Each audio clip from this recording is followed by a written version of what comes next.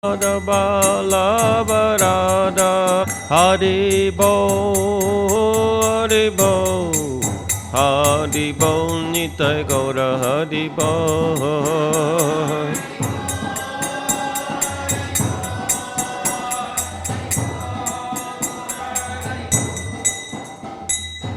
Nitai Gaur Premanande Jai Vishnupad Paramahamsa Parivrajakacharya Statrasata Śrīmad Bhāgavatam Swami Bhaktivedanta Swami Śrīla Prabhupada ki jai Grantaraj Śrīmad Bhāgavatam ki jai Samaveta Bhakta-vrinda ki jai.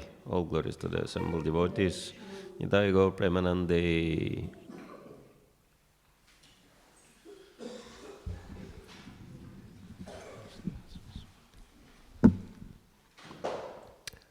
Om Gyantimirandasya Gyananjana Shalakaya Chaksharanmiritam Yena Tasmai Shri Gurave Namaha Shri Chaitanya Manovistam Stapitam Yena Bhutare Swayam Rupa Kadam Mayam Dadati Swaparantikam Vanchakalpatarubhyascha Kripa Sindhubevacha Patitanam Pavanebhyo Vaishnavebhyo Namo Namaha Shri Krishna Chaitanya Prabhu Nityananda Shri Advaita Gadadhar Shivasadi Gaur Bhakta-vrinda Hare Krishna Krishna Krishna Hare Hare Hare Rama Rama Rama Hare Hare Bhutay Mahat Prema Puro Vibhur Nirmaya Kshayate Yadamusha Purusha Punkta Gunan Sadasa Sudasmakalam Krishista Magaban Vachamsi Me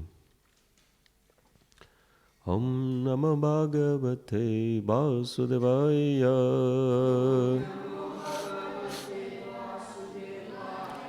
Om Namo Bhagavate Vasudevaya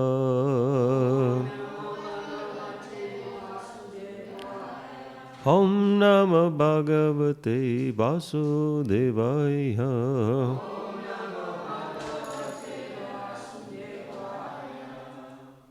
Hare Krishna. So we continue reading Canto 4, Chapter 24 of Śrīmad Bhāgavatam, chanting the song sung by Lord Shiva.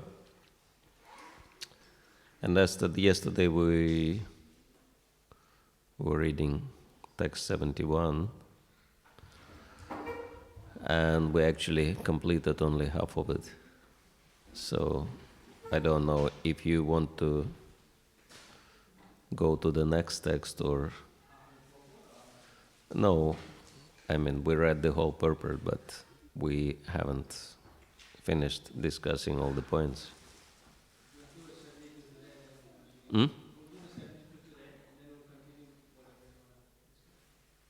Okay, so probably we won't have opportunity to reflect on 71. It's a very interesting text. Anyway, Bhagavatam is full of very interesting verses.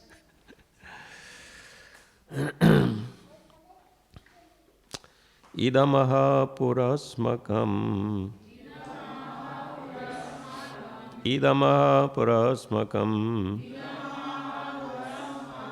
Bhagavan Vishwasikpati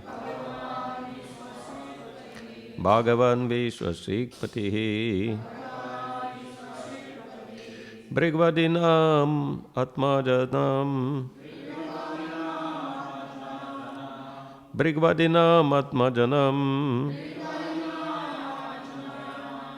Sisrikshu Samsisrikshatam Sisrikshu Samsrikshatam Idamaha Purasmakam Bhagavan Vishwasikpati Brigvadinam Atmajanam Sisrikshu Samsisrikshatam Haribol.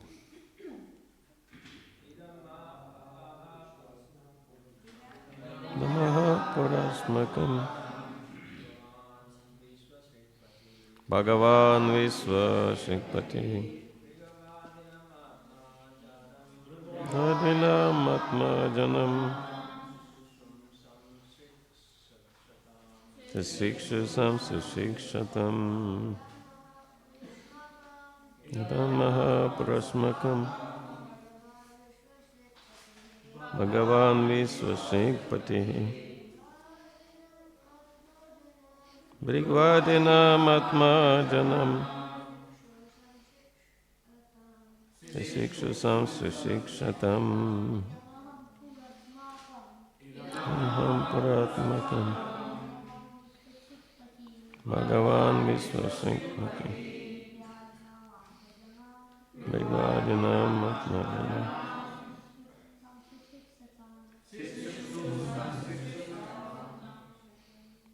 Ladies, please.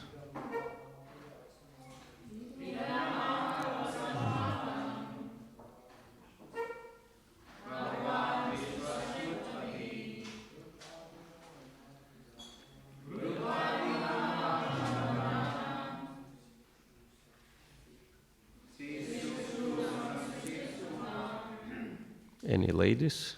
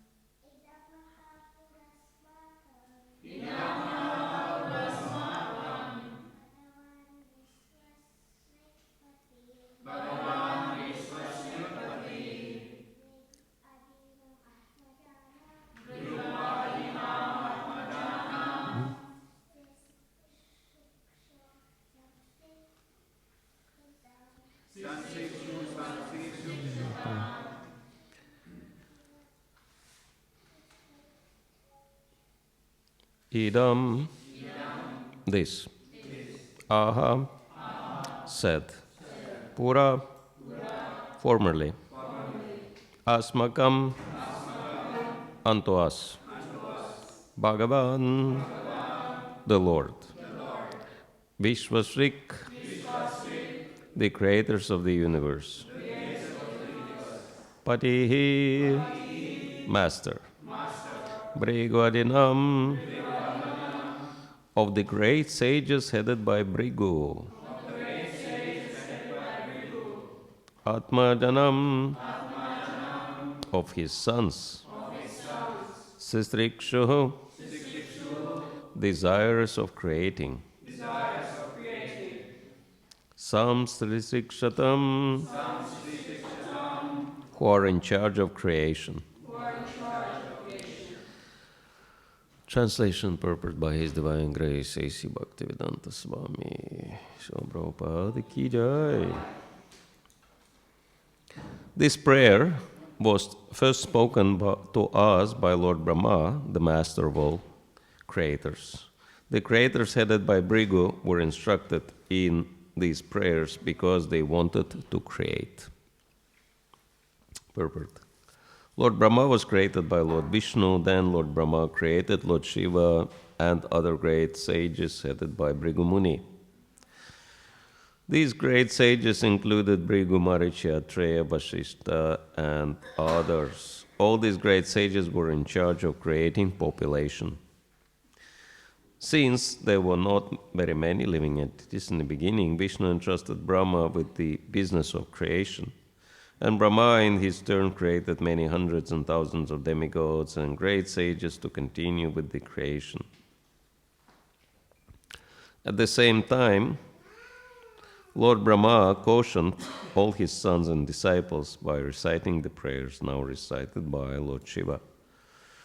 The material creation means material engagement, but material engagements can be counteracted if we always remember our relationship with the Lord, as that relationship is described in these prayers recited by Lord Shiva. In this way, we can remain constantly in touch with the Supreme Personality of Godhead. Thus, despite our engagement in the creation, we cannot be deviated from the path of Krishna consciousness. The Krishna consciousness movement is especially meant for this purpose. In this material world, everyone is engaged in some particular occupational duty which is prescribed in the Varnashram Dharma. Brahmanas, Kshatriyas, Vaishyas, Shudras, and everyone are engaged in their occupational duty, but if one remembers his first duty, keeping in constant contact with the Supreme Personality of Godhead, everything will be successful. If one simply executes the rules and regulations of the Varnashram Dharma in the role of a Brahmana, Kshatriya, Vaishya, or Shudra, and keeps busy and does not remember one's eternal relationship with the Lord, one's business and activities as well as occupational duties will simply be a waste of time. This is confirmed in the first canto of Śrīmad Bhāgavatam 1-8. Dharmasvanushtita pumsa vishvaksana katasaya natpadayet yadiratim samayva kevalam. The conclusion is that even if one is busy executing his occupational duty, his business in Krishna consciousness need not be hampered. He has simply to execute the devotional service of Shravanam Kirtanam, hearing, chanting, and remembering. One need not abandon his occupational duty. As stated in Bhagavad Gita 18:46, Yata pravrittir bhutanam yana sarvamidam tatam svakarmanatam abhyarcha siddhim midati manavaha. By worship of the Lord, who is the source of all beings and who is all-pervading, man can, in the performance of his own duty, attain perfection. Thus, one can continue with his occupational duty, but if he worships the Supreme Personality of Godhead, as Lord Shiva herein prescribes, he attains his perfection of life. Sanushtitasya dharmasya samsidir Hare toshanam. Bhagavatam 1-13. We should continue executing our occupational duties, but if we try to satisfy the Supreme Personality of Godhead by our duties, then our lives will be perfect. Hare Krishna. So this is a perfect illustration to what we've spoken yesterday at our seminar. Idamaha purasmakam bhagavan visvashikpati brigu adinam atmajam sasrikshu samsusikshatam. This prayer was first spoken to us by Lord Brahma, the master of all creators. The creators, headed by Brigu, were instructed in these prayers because he wanted to create. So,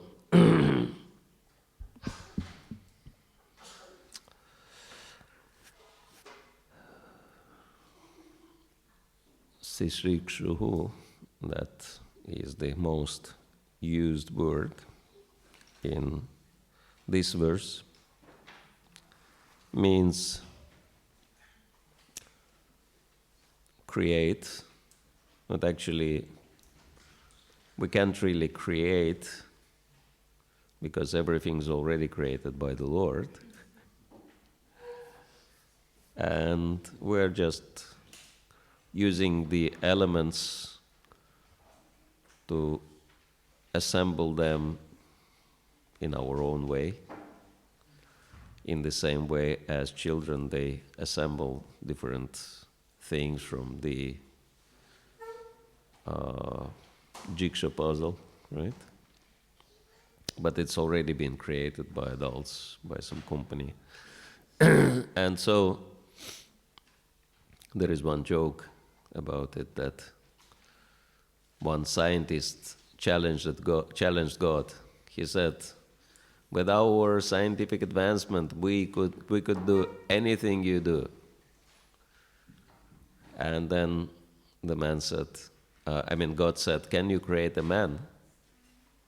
God took the earth and made a body, and then, as Bible says, blew the life air in the body until then the man came to life.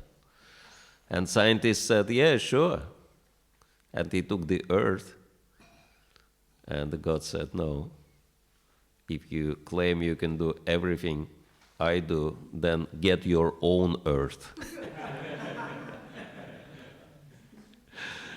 So, yeah. I mean, they claim that they can create life, right? That in the, what do you call it, test tubes, right?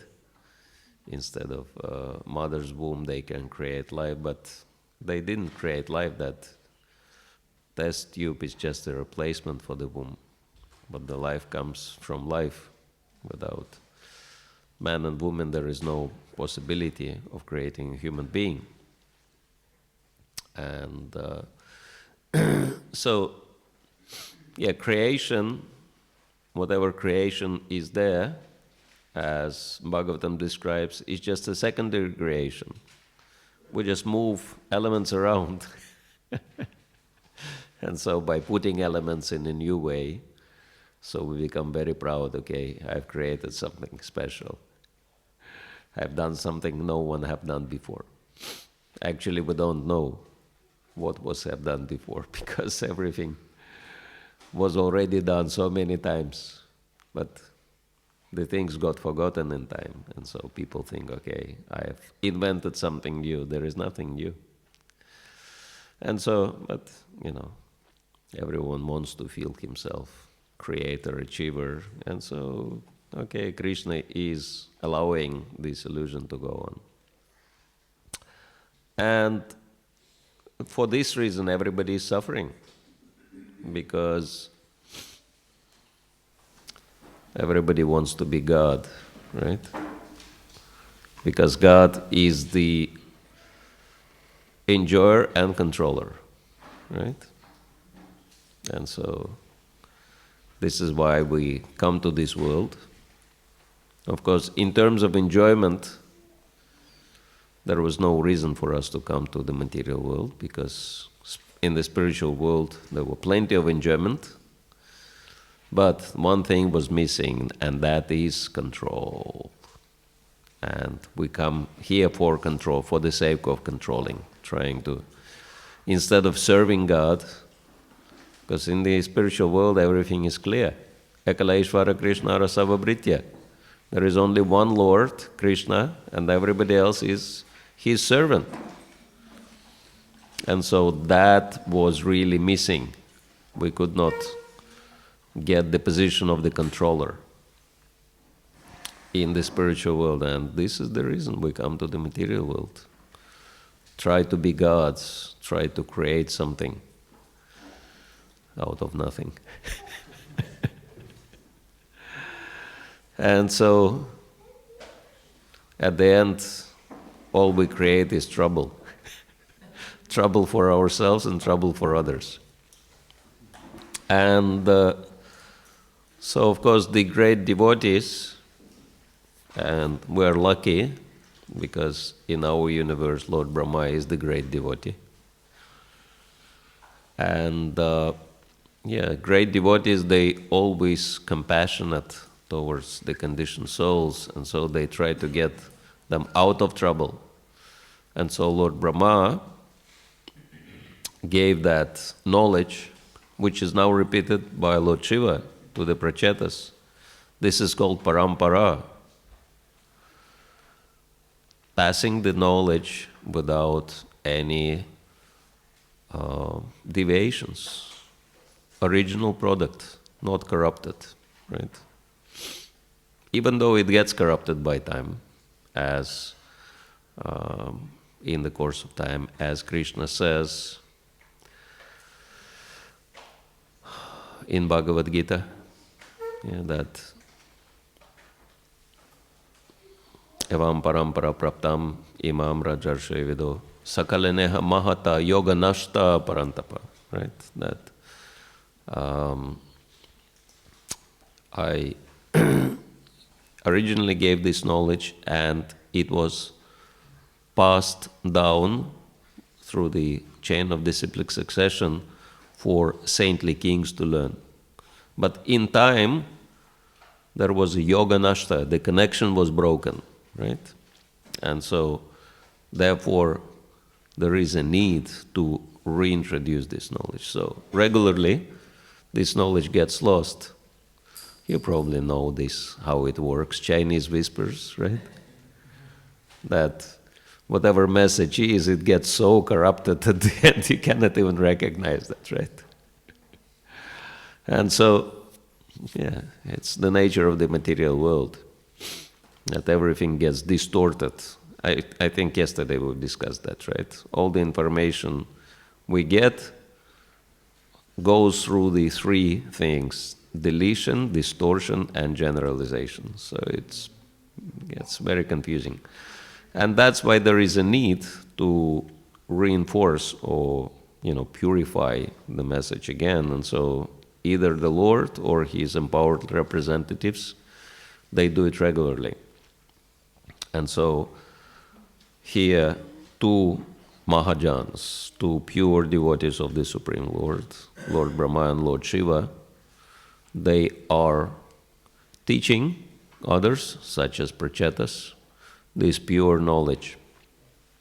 And what is the aim of this pure knowledge? And this is very interesting because this purport speaks about Varnashram Dharma,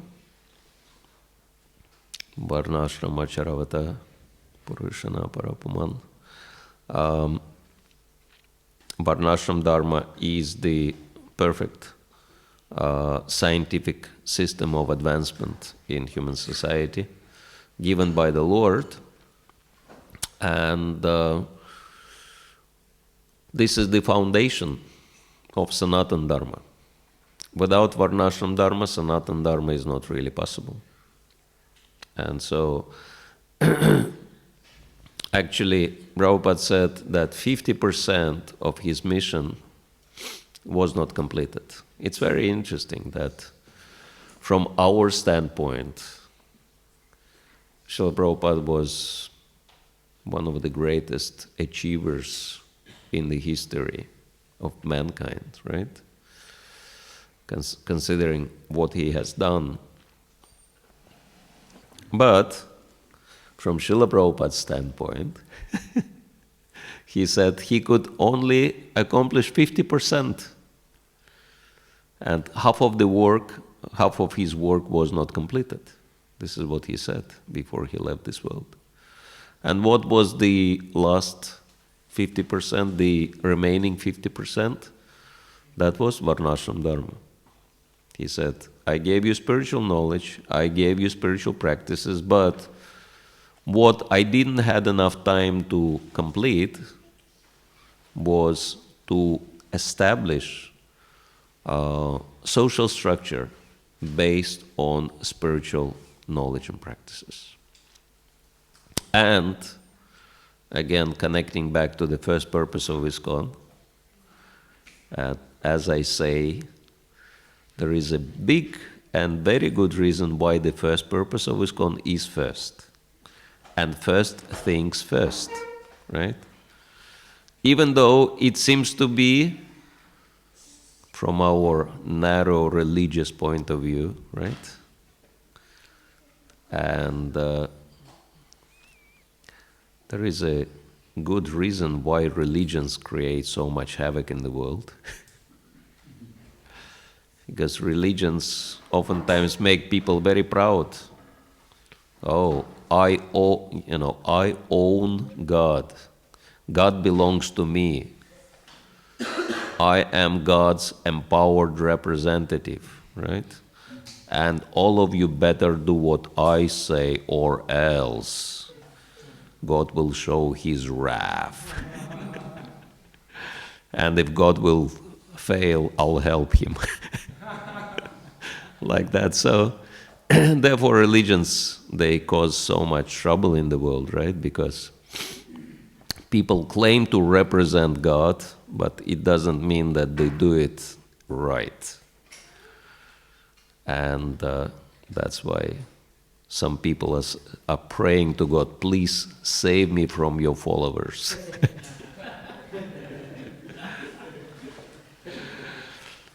And so We don't want to be in this category. That someone would pray to God to be saved from us, I'm sure. And we can also understand that the word religion does not exactly apply to Krishna consciousness, right?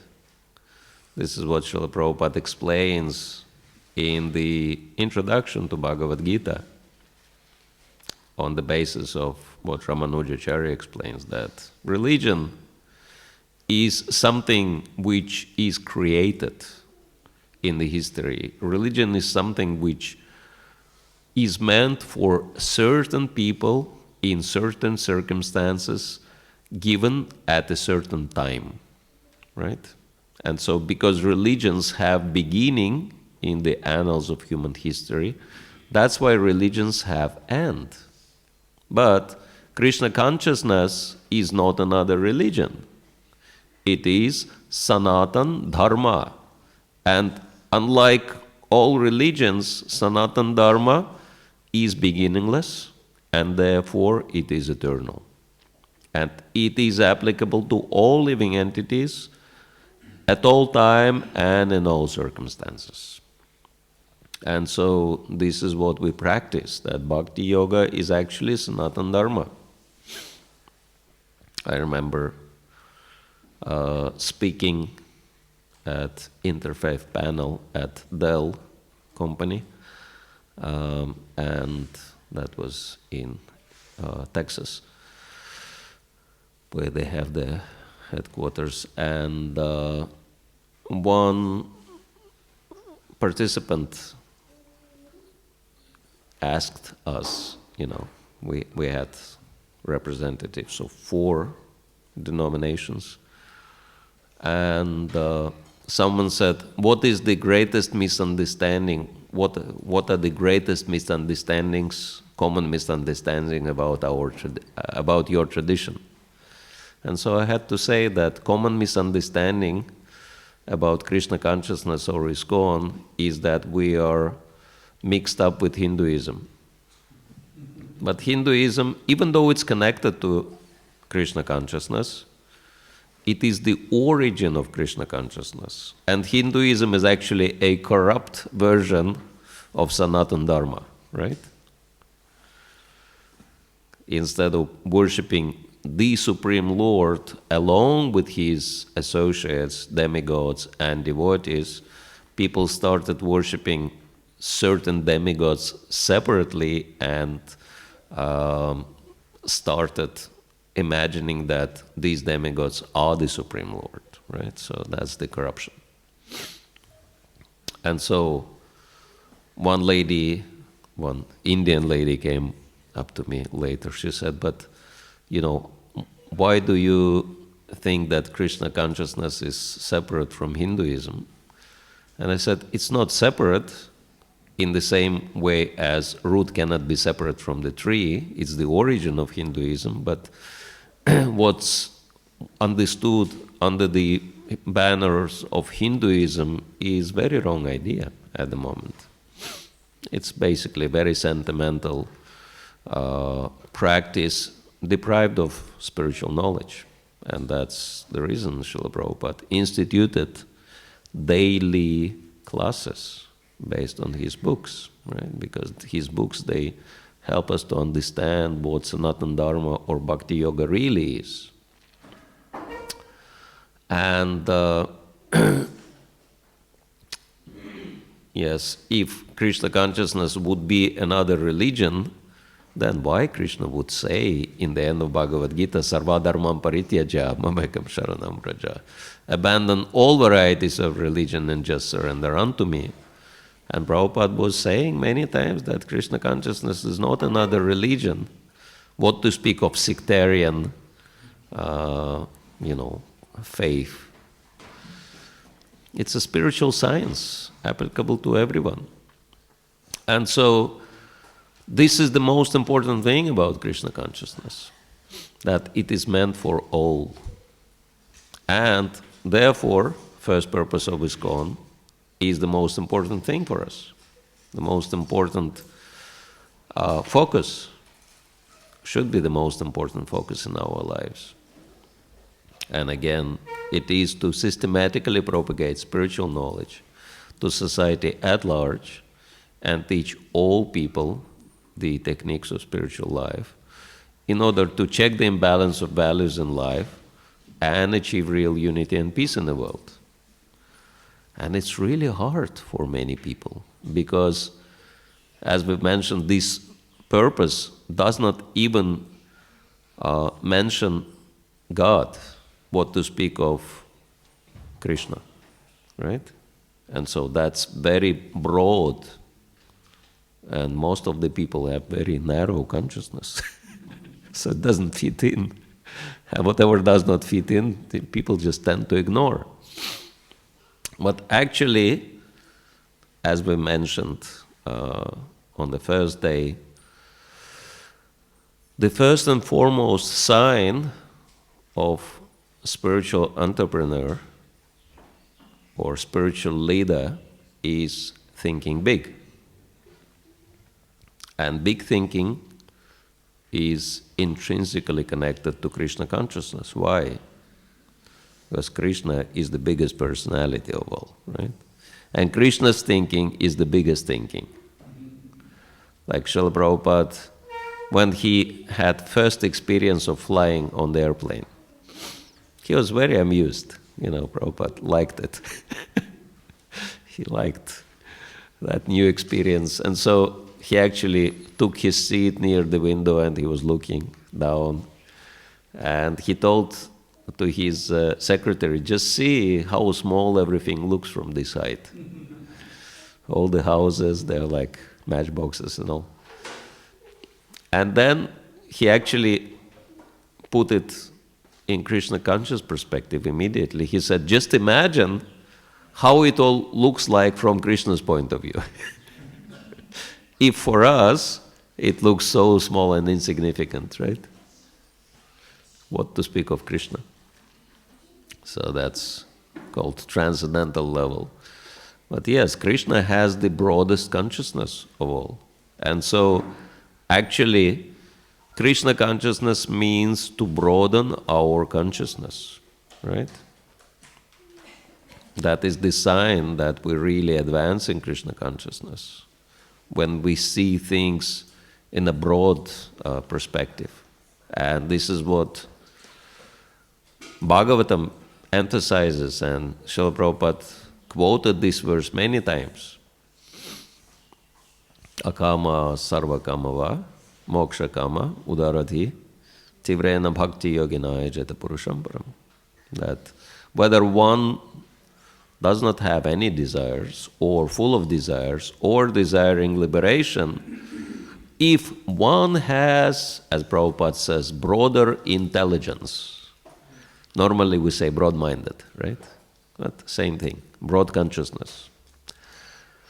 Udaradhi. Udara means broad, and dhi means intelligence. So that's the direct translation of the Sanskrit. Broader intelligence.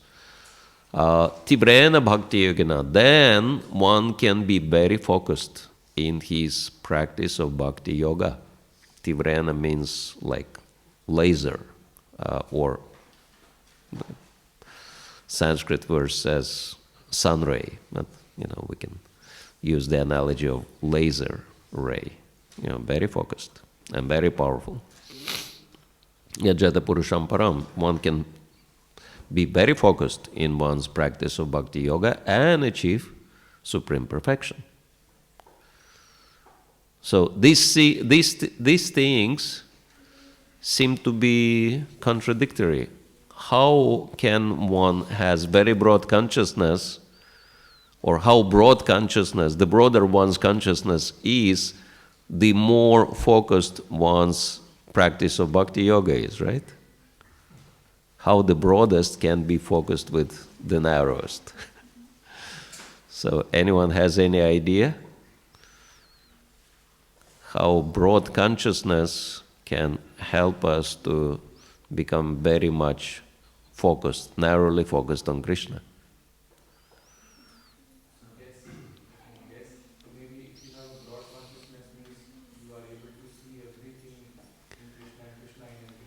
Yes, very good. Yes. Yamam pashyati sarvatra, sarvam cha maya pashyati, tasyaham na pranashyami, sachamena pranashyati. This is what Krishna explains in Bhagavad Gita, right?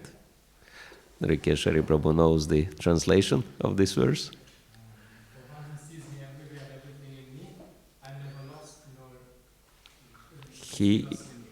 Nor he is lost to me. Very good, thank you. Yeah, anyone else wanted to say something about this? Yeah, this is exactly the idea. That broad consciousness means you see how everything is connected to Krishna, how everything belongs to Krishna. And if you see that, you will naturally be focused on how everything should be used in Krishna's service, right?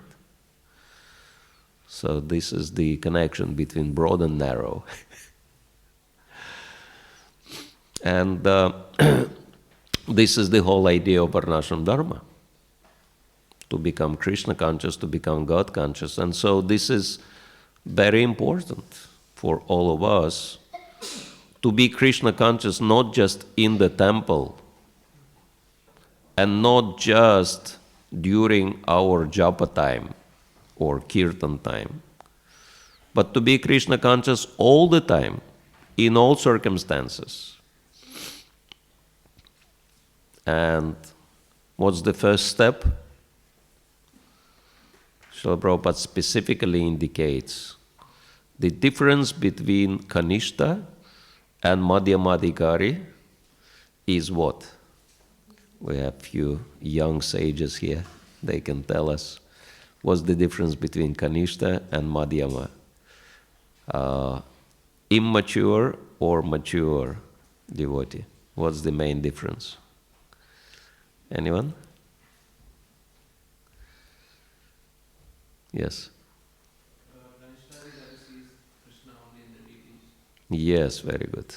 That Kanishtadhikari sees Krishna only on the altar. And yeah, so this is God, and he only respects Krishna, right? Why he respects Krishna? Because Krishna keeps smiling at him and keeps quiet.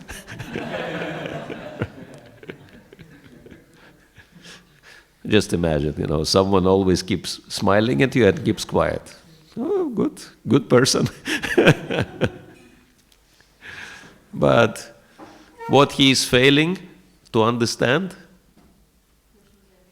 Yeah, that Krishna is everywhere, and in the first place, where Krishna is situated? In the hearts of other people. So Kanishtadhikari only respects Krishna on the altar, but he doesn't give respect to other people. And if someone is very much Kanishta, he doesn't even know how to respect other devotees, right? So, but when one becomes Madhyam, then one understands that yes, Krishna is not only on the altar, Krishna is not confined to the altar, right? Like someone challenged Srila Prabhupada. Why do you say God comes to this world? And Prabhupada's response was, anyone can stop him? So that's very much Kanishta mentality, that God is limited. No, God is not limited. And so, yes, he is not just on the altar, he is also in the hearts of other living entities. And so, what is the attitude of Madhyama towards other devotees? How does Madhyamadhikari treats other devotees? Yeah, friendship. And so that's the sign that we are gradually developing as Madhyamadhikaris. We have no problems with any devotees. Young or old, advanced or immature. We understand, okay? These people are all striving to become Krishna conscious, so we appreciate that. And we behave in a friendly way towards all of the devotees. Even though sometimes not all the devotees might be friendly to us due to whatever their conditioning, right? But mature devotee, Madhyamadikari, is always friendly to other devotees, regardless of their attitude towards him. Their attitude towards him does not affect him. That's Madhyama. That's why it is called Nishtha, right? It is opposite to Kanishtha. Kanishtha means unsteady flickering, right? Very much depending on circumstances, other people.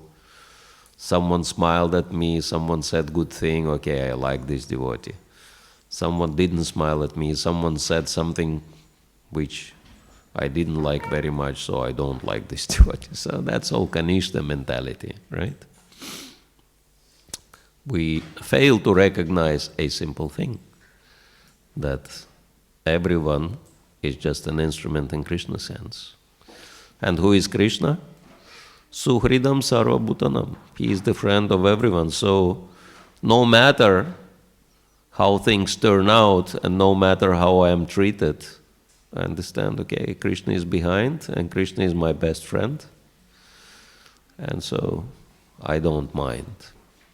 I understand, okay, someone might be influenced by ignorance of what to do. Someone is sick. But it doesn't matter that our attitude is changing towards these people, right? And my spiritual master gave a very interesting example from his own life that how Madhyamadikari is supposed to treat others, even though others might mistreat him. And he had to undergo some surgery, and this was a serious surgery done under the general anesthesia. General, what you call it, they put him to sleep, right? But somehow they didn't give him sufficient dose of that, whatever they smell, gas. And so it happened that he woke up in the middle of the surgery. And, anyone who knows his life history, he's been trained as Marine in US Army, right? And, they have been trained to respond very swiftly to the attacks, right? And so you can imagine, he said, I'm waking up and I see the man with the mask on his face and with a bloody knife in his hand. And so he said, my spontaneous response was, I just punched him in the nose.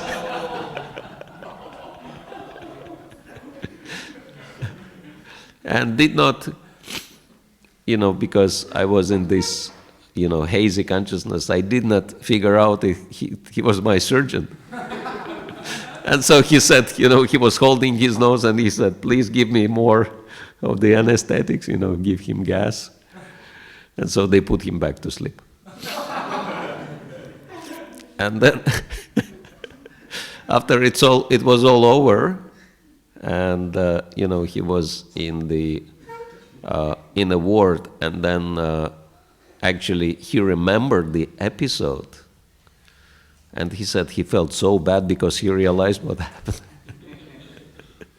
And then he was thinking, how do I, look in my surgeon's eyes now? Because it was a serious military punch. And then, he said, the surgeon enters into my ward, and I'm laying there, and his nose is band-aided. And he started apologizing. He said, Doctor, I'm very sorry for what I have done. And doctor said, Don't worry, you were not in the right state of consciousness. It's all okay. And so he gave that example to bring an analogy of a devotee who is also like a spiritual doctor, right? And he's treating patients, and some patients are not in the right state of mind. And that's why they might say or do very strange things. And sometimes these things might be even harmful. But if we are in the right state of mind ourselves, we can understand, okay, what to do. These people are undergoing treatment, and that's why it's just occupational hazard. That you try to help others, but they might not be appreciative of that.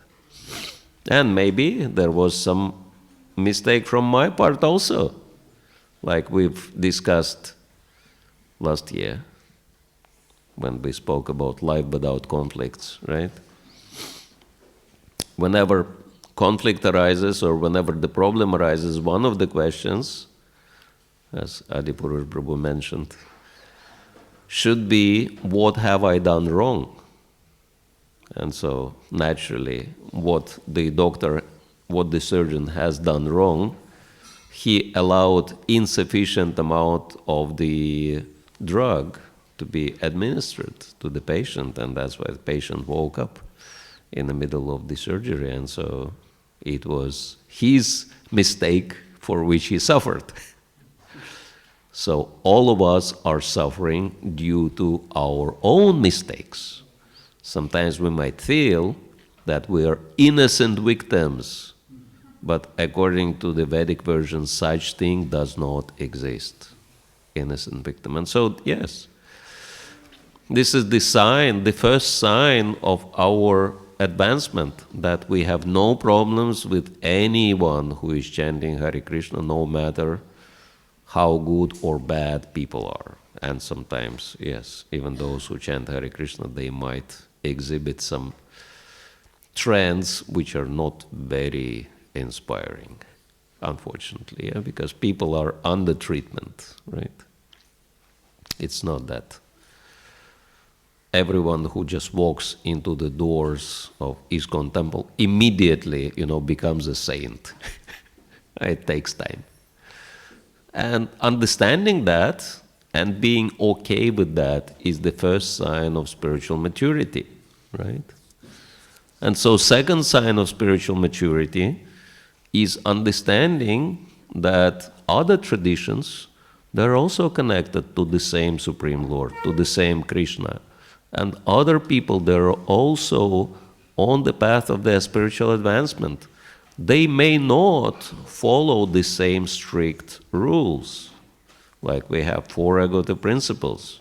And this is can be very rarely found in other traditions, but we can understand.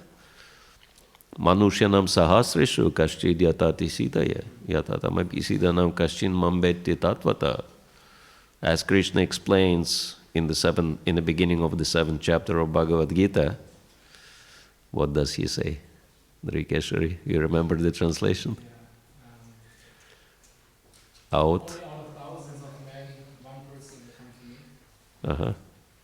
And out of all this? Only one of you. Yes. And out of all who are striving for perfection, only one hardly knows me in truth, right? So we can understand devotees are very, very rare personalities. That's why you can see how many people live in Melbourne. 5 million. And how many devotees we have in the community? Not even 5,000, right? Yeah? Many are called, few are chosen. Yeah. So very few. So devotees are very rare because our standards, it's like 4 regulative principles and 16 rounds every day. This is just for beginners. then it goes on increasing. Early morning, chant not just 16 rounds, but 24 hours a day, as Prabhupada said on one of the previous verses. Full engagement in devotional service. Read all Prabhupada's books, 60 volumes, and once you finish, go over again. And once you finish, go over again, and go over again and again and again, etc. Then take courses and take, it's like, sometimes you might wonder, will it ever end, increasing of the standards? So we can understand, Krishna consciousness is for very, very rare few, special souls. Unending fruit, unending portion. Yeah. And so that's why, what we've discussed yesterday, devotees are very special and very rare and really amazing souls. And of course, when we are into close proximity, as the saying goes, familiarity breeds contempt, and we fail to appreciate how amazing and how wonderful devotees are. And sometimes, devotees do mind-blowing things, amazing things, but hardly anyone appreciates that. And this is like so strange. I traveled to one temple in America, which is in Houston, in Texas. And I found out that one elderly gentleman, one elderly devotee, Tamal Krishna Maharaj disciple, has actually created the biggest community and temple complex in the entire Western world, single-handedly. Temple, community hall, residential quarters, restaurant, shop, you name it, all like massive, at least $20 million American dollars invested in that project. Huge territory, their own farm next to the temple, in the city, in the heart of Houston. And I was like, who have done that? Because, maybe in India we have bigger projects, but there is nothing like that in the Western world. It blew my mind, the scale of it and the beauty of it.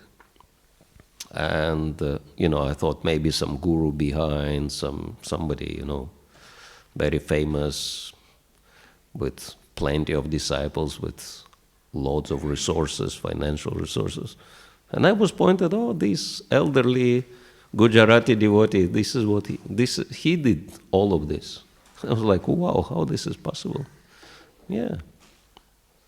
And so I appreciated him a few times. In class, I just shared, how impressive it was. And I actually learned that in all the years, he was never really appreciated, even once, by what he did. Because, familiarity breeds contempt. And this is very unfortunate. That's why I think I'm in very advantageous position, because if you move around so much, you cannot develop familiarity. So you always see that from the observer's perspective, and it's easy to appreciate how much wonderful service devotees are doing. And so, it's really important for us to understand how rare the devotees are, because most people, they cannot even start devotional service, because it's too challenging for them. The standards are too high for them. They still want to believe in God. They still want to practice something, some service, do some service, but they want to be on their level, where there are no challenging standards, right? And so this is all other faiths. But we should still appreciate that, yes, despite of maybe their weaknesses, these people still want to advance spiritually, they still want to serve God, and at least we can understand they are on the path. And if they follow their own tradition properly, one day they will achieve perfection, they will come to Krishna. And I have seen these examples many, many times in my life. And I mean, we have many devotees in our society who actually come from different traditions, right? And their practice of their tradition actually brought them to Krishna, finally. And so that's why mature understanding is appreciating anyone who believes in God and who is trying. Even there are traditions in this world who are not connected to God at all. Like Kali Yuga brought the phenomenon of non-theistic religions. It's amazing. It's a religion, but when you come to, who is God, it's like, you come to the altar and it's empty. No one. There is no God. But still it is religion. And the brightest examples are Buddhism and Jainism. They are considered to be non-theistic religions because there is Dharma there, but there is no God. But still, people follow Dharma, so Dharma helps them to become purified and gradually come to God, come to understanding of God. And so it's like, we have different traditions. Certain traditions, they have God, but very weak Dharma. Other traditions, they have strong Dharma, but no God. So something is missing. But still, we can understand that at least people are connected to Dharma and Supreme Lord one way or the other, and that's why they are still better than materialistic people. And very mature understanding is to respect and appreciate every single human being. Because Krishna tells in the 11th canto of Śrīmad Bhāgavatam that of all species of life, the most dear to me are human beings. And you can see human beings, they even resemble Krishna, right? Radha Krishna. So men are made after image of Krishna and women are made after image of Radharani, right? So human beings are very close to Krishna. And because, they have developed intelligence which can help them to understand Krishna. And so that's why mature devotees appreciate all human beings as potential devotees, right? But if you are on the topmost level of Krishna consciousness, then you can appreciate and respect every living entity, regardless of the form. And so we were speaking about it because the previous verse mentioned very important word, which is adritaha, with great reverence. Reverence means respect also, and so it is very important that we develop that respectful attitude. Amani namanadana, as Lord Chaitanya said, respecting everyone and not expecting any respect towards ourselves. So that is the perfect condition for us to chant the holy name and advance. And incidentally, it's very interesting, certain things Prabhupada said are pretty confusing for the beginners, like myself. And so when I heard that Prabhupada said every Indian is intrinsically Krishna conscious, right? That Krishna consciousness is in every Indian. And that kind of made me puzzled because I was thinking in India many people, they worship not necessarily Krishna, but they worship, Shiva, Ganesh, Durga, so many objects of worship, Kartikeya, Murugan. And some of them, they are not even following Hinduism, they are Christians or Muslims or some other faith. Or some of them are not even following anything, just ordinary materialistic people. So why Prabhupada says that every Indian is intrinsically Krishna conscious? And actually, by visiting India and by living in India for quite a while, I've realized. Because what Prabhupada meant, because Prabhupada said, Krishna consciousness will conquer the world by education and culture. And we can understand that education is theory and culture is practice. And if you look at very common Indian culture, it's all about respect, right? Very high level of respect. And we can understand, and broad-minded attitude, right? That, India was probably the only country which was never fanatical about any religions and was allowing what you call it, pluralism of the religious practices, because, it actually comes from Krishna consciousness, this broad-mindedness. So this broad-minded attitude and respect, that's very typical Indian culture. And because Indians, almost all Indians, they have that culture, that's why it's very easy for them to accept Krishna consciousness. That's why Prabhupada said that we don't even need to worry about making Indians Krishna conscious, because they're already there, right? We need to focus on how to make Western people Krishna conscious. Because culture, this is the most powerful thing we have. And it is very important to understand that Krishna consciousness is primarily culture, and then everything else is secondary. Philosophy is just to help us understand and appreciate Vedic or Krishna conscious culture. And that is the essence of culture. Trinada pisunichana, tarora pisahishnuna, amanina manadana kirtanya sada Hare.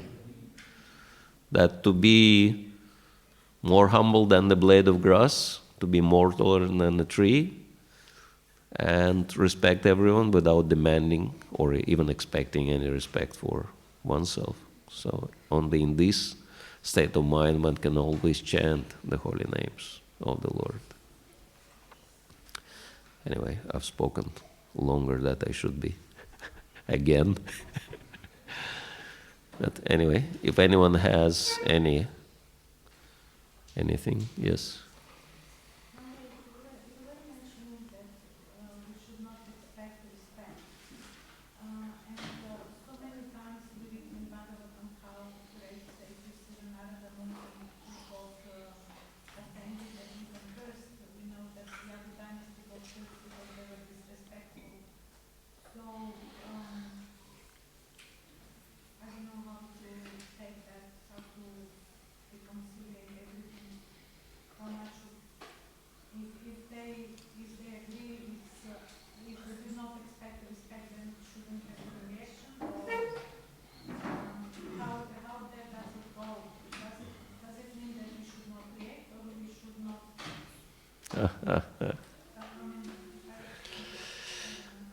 Yeah, very interesting that if we should not be expecting any respect, then the sages directly associated with Lord Krishna in Dwarka, they should not be expecting any respect, and why they became angry at Samba and his friends who started mocking them, right, and cursed them.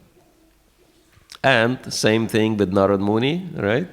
When he was passing by Nalakuvar and Manigriv, he also cursed them. And we can see many, many instances of very exalted Vaishnavas, not just ordinary Vaishnavas, but associates of the Lord, pure devotees.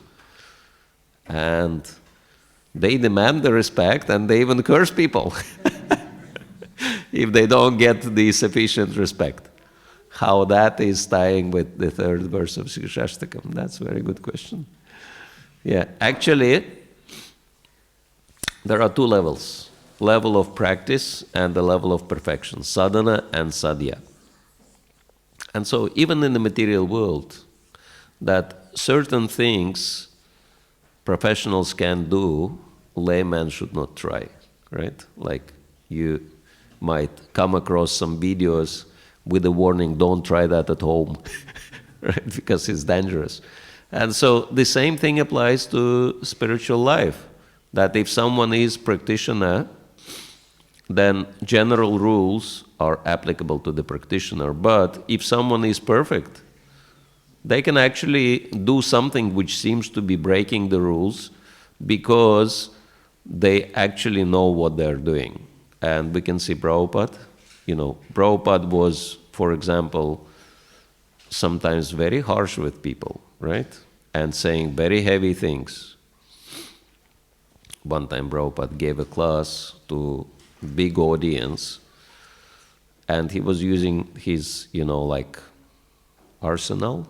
He had those, heavy words, fools, rascals, pigs, hogs, dogs, asses. Prabhupada had the whole zoo to throw at people. Right? And he was using all these things, he was like firing at people, these things. And then he came back after this class and he was laughing and laughing. And the disciple said, why do you laugh, Srila Prabhupada? And Prabhupada was saying that for good hour I was calling them, dogs, asses, hogs, and all this. And at the end they were clapping.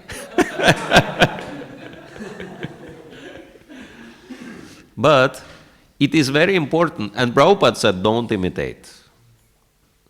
What I can say, you cannot say. And unfortunately, this instruction is heavily violated. There are plenty of devotees who try to imitate Srila Prabhupada with very negative results, right? Because they are not there. They don't have Prabhupada's consciousness to say what Prabhupada, could say. And so in the same way, these great sages, they could actually curse people for their benefit. And their curses would work. But, when it comes to us, actually I think it's a blessing of Kali Yuga that all the brahmanas and devotees, they don't have those powers. Otherwise we can only imagine what would happen, right? All the curses and counter curses. Like which Daksha Yagya that describes. And so, it's actually Kali Yuga blessing. Otherwise, we would never have anyone practicing devotee. But everyone would finish each other with curses and counter curses. But you can see that those great personalities, they act as perfect instruments in Krishna's hands, and whatever they do is motivated by compassion. And so it's like one disciple of Srila Prabhupada, Sakshi Gopal. Actually, there are so many stories like that, but this is one instance that they were driving Srila Prabhupada through central London, and if anyone has been to London, you know that Saturday is the shopping day for the whole country. They go crazy shopping. It's very dangerous to distribute books, even though there are many people on the streets. But if you try to stop someone, especially ladies, and if they see the sign sale, and if you try to stop them with books, they can actually run over you, running to the sale, right? And so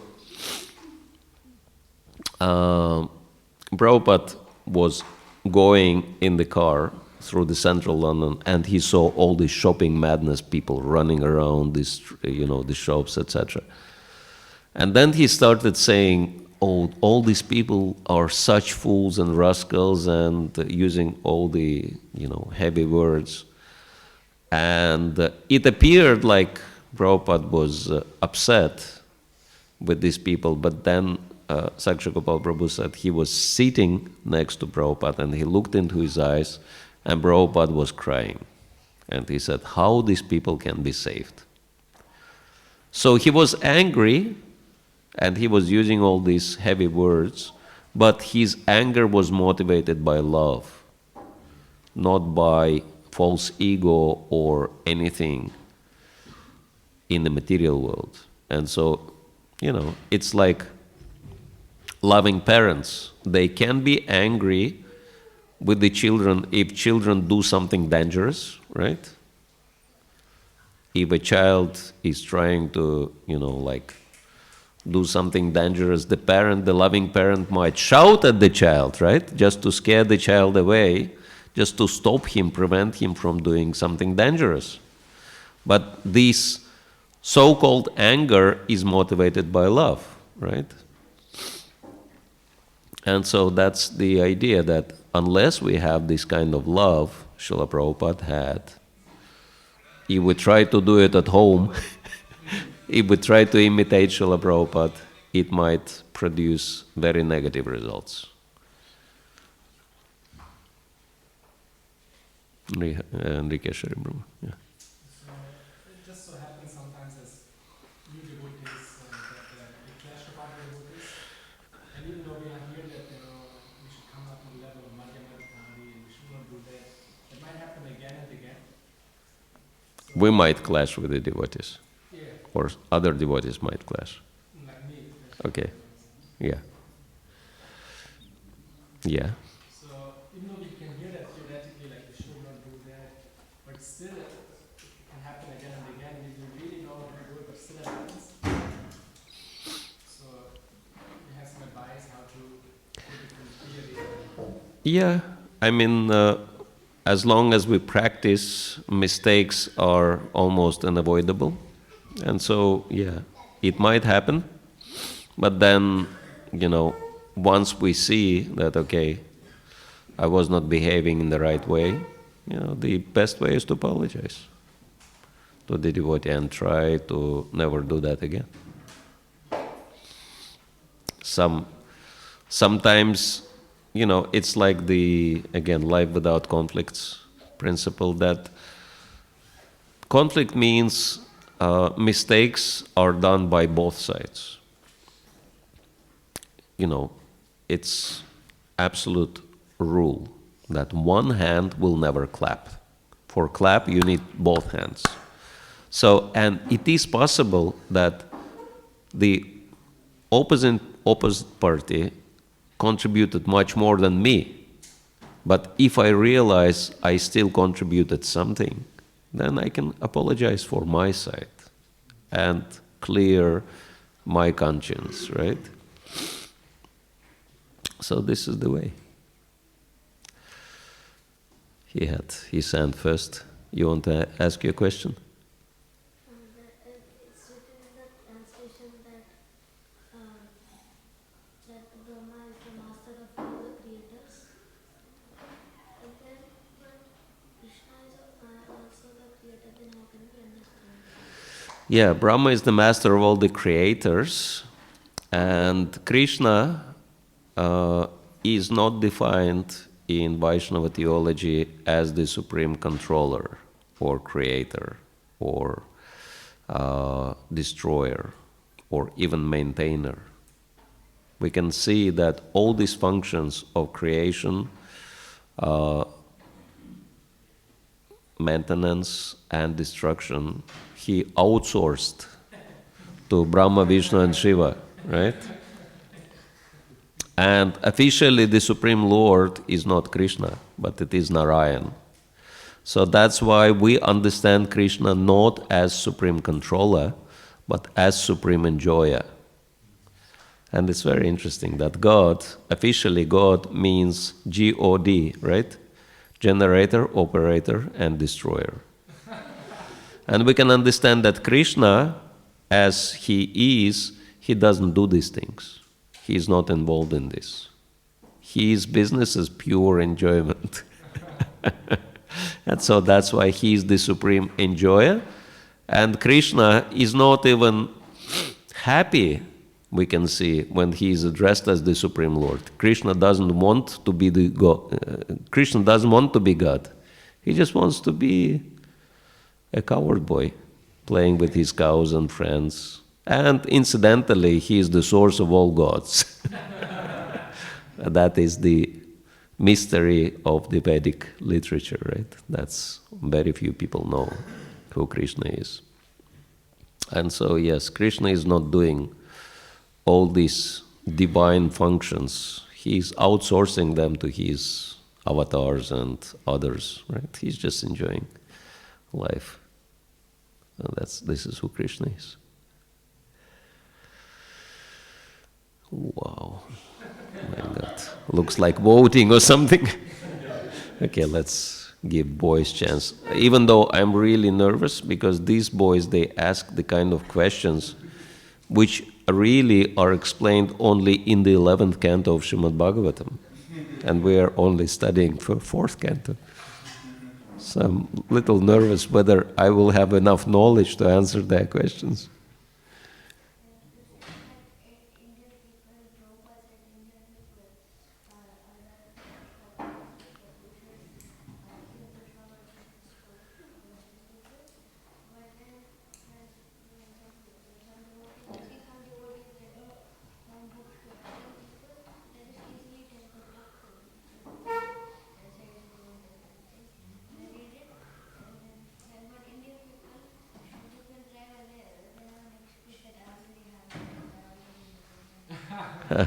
Yes. Yeah, again, familiarity breeds content because for Indians, Krishna consciousness is something very familiar. They don't appreciate it as much as Western people. Prabhupada said, Indians are very close to Krishna, but they turned away from Krishna. They tend to turn away from Krishna. But Western people are very far from Krishna, but they are facing Krishna. They're moving towards Krishna. So yes, but yeah, actually we should help both understand and appreciate Krishna consciousness. But Prabhupada started with Western people because in India people didn't appreciate Krishna consciousness, right? But once Prabhupada came back with so many Westerners, Indian people thought, wow, they practice our Dharma, maybe something valuably our Dharma still has to offer. So Indians started taking up Krishna consciousness, looking at the example of Western people.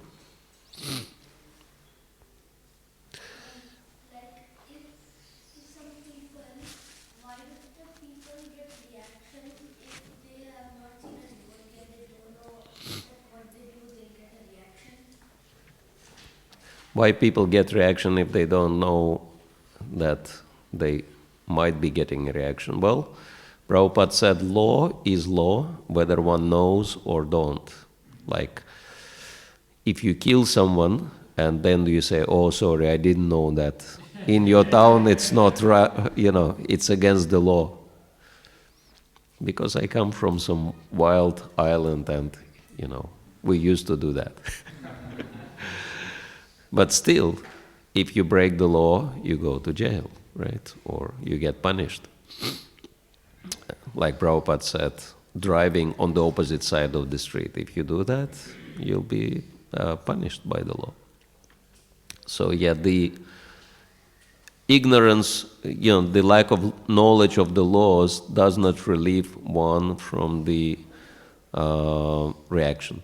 So that's why it is so important for us to help people know the laws of God, know Shastra, because this is how Prabhupada defines Shastra, as God's laws, right? So that they are careful not to break those laws and not to get reactions. Thank you very much. Maharaj, how the three modes of material nature, they affect our qualification to be Uttam, Madhyama, Kanishta? Well, ignorance is symptomatic of Kanishta between ignorance and passion. So between passion and goodness, that's madhyama, but transcendence, that's uttama-adhikari, right?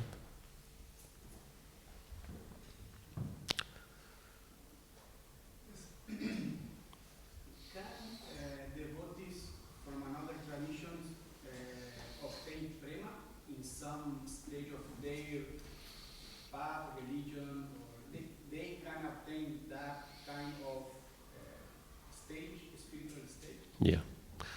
Srila Prabhupada was making comments about Francis of Assisi, that when, he heard that he was addressing like even birds and animals like brothers and sisters,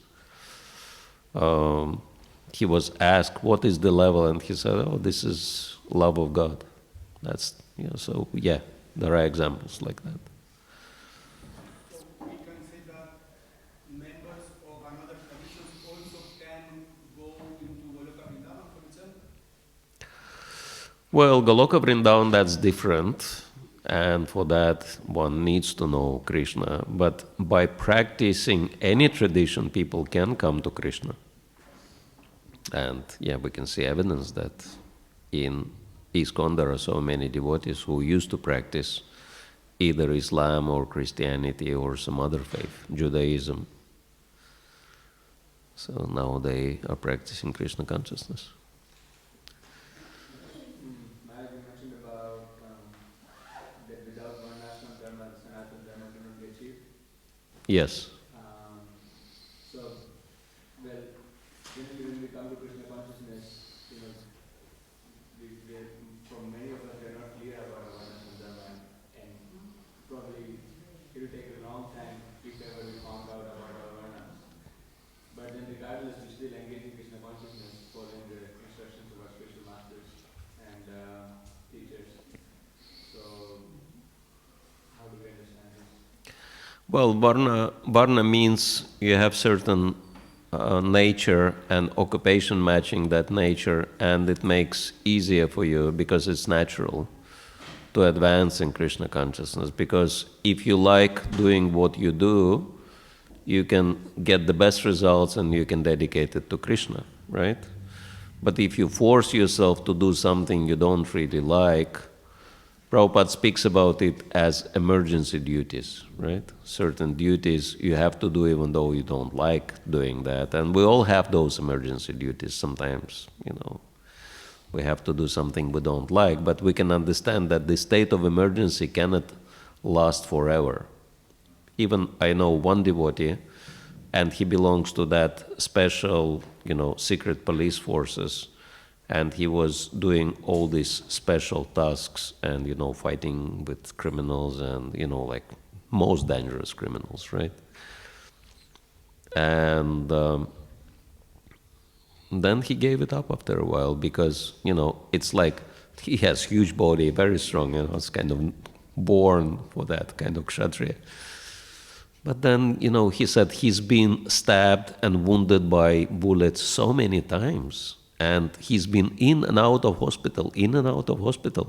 And his wife would go crazy because, every single day she knows what he is doing. And she thinks, will he be alive or not? And so he said, after a while, even that wears you down. There are other ways how to, apply one's kshatriya spirit rather than just dealing with all kinds of, low-class people, criminals, and also being always in emergency, that is not natural. So emergency duties can last for some time, but there should be like standard duties according to our nature. Last one, because we should finish. Wow, so many people, my God. You see that talk about the broad consciousness and talk about Krishna consciousness. We in interfaith kind of thing, the Krishna consciousness is very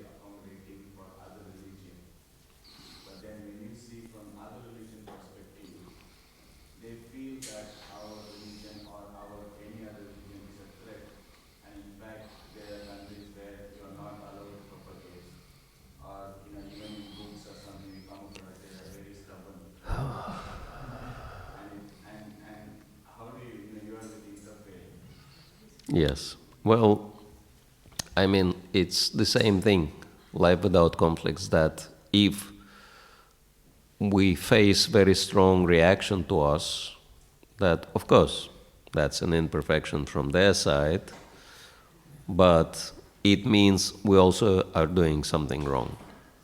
And I had one experience, I had few experiences, but one was very, kind of impressive. When I traveled with my spiritual master, and he is very, active in interfaith relations, and we were in Mongolia, and it is primarily Buddhist country. And so he requested the devotees to organize interfaith meeting with Buddhist leaders in Mongolia. So we came, and that Buddhist abbot, he came to meet us with maybe about 20 monks. It was very big monastery. And we had about 15 devotees or so it was like not just two people, but two groups. And I could see on his face, because, Hare Krishnas are very well known for being very aggressive and very radical, right? And so they came to that meeting and they were kind of very tense. They were thinking, okay, Hare Krishnas will start converting us now or something. But then Indradyumna Maharaj came to the meeting dressed in Mongolian dress. And Bhada Haridas Prabhu was also there, dressed in Mongolian dress. And they were like, wow, they are dressed in our, traditional attire.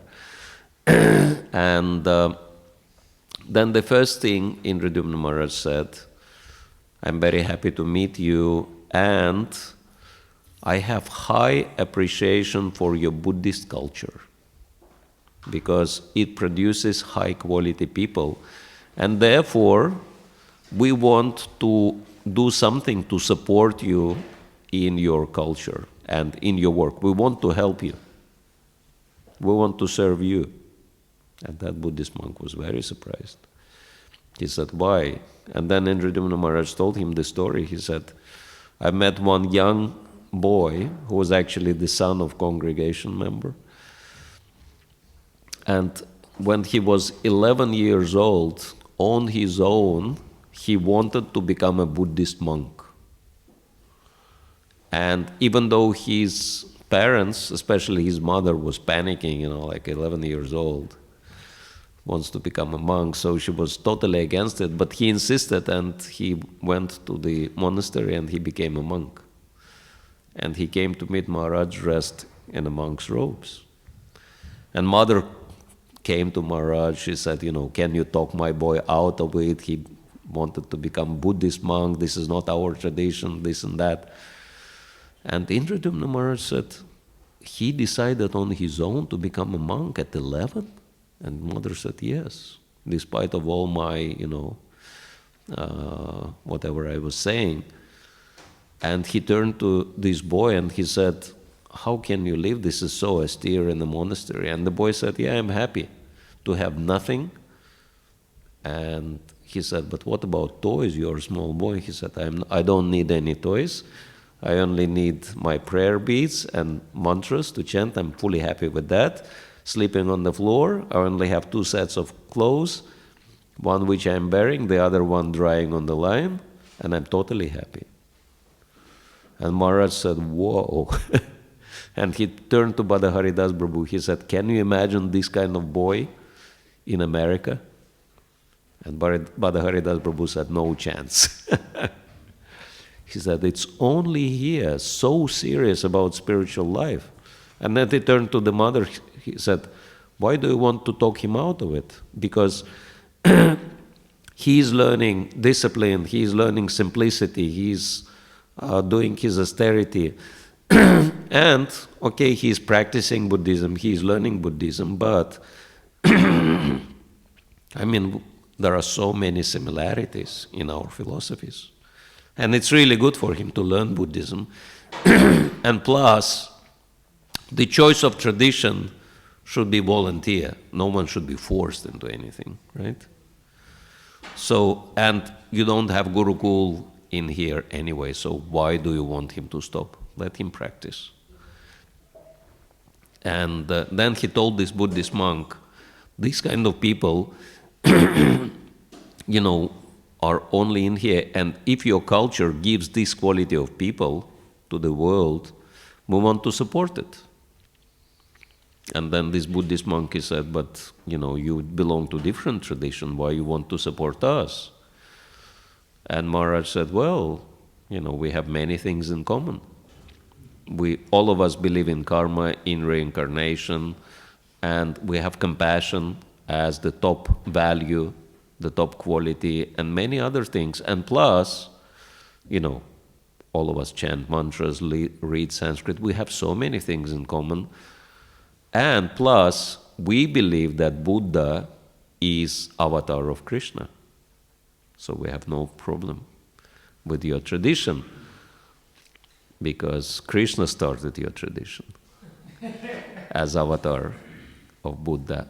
And this monkey said, it's interesting, because our scripture also say that Krishna is avatar of Buddha.